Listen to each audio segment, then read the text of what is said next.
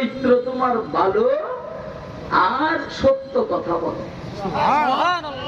এই দেশের নেতা নেত্রীরা যদি মুহাম্মদ সাল্লাল্লাহু আলাইহি সাল্লামের 25 বছর বয়সের যে অবস্থা, চরিত্র ভালোর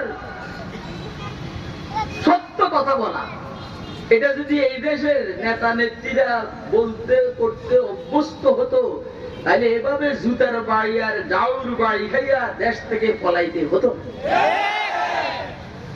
আমি কথা বুঝাইতে পারছি না?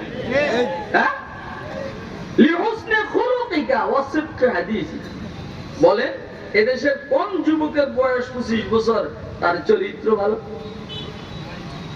একটা যুবক আপনি দেখান তার চরিত্র ভালো, সে টিচিং করেনি, কোন মেয়েকে উত্তেক্ত করেনি, দাঁড়াইয়ে প্রস্রাব করেনি, শেভ করেনি, বিড়ি সিগারেট টানেনি, গাঁজা খায়নি, কোনো না কোনো একটা দোষে সে দোষী। কথা কয় না কেন? কোনো না কোনো একটা দোষে দোষী। চরিত্র ভালো, আলহামদুলিল্লাহ, সুম্মা আলহামদুলিল্লাহ।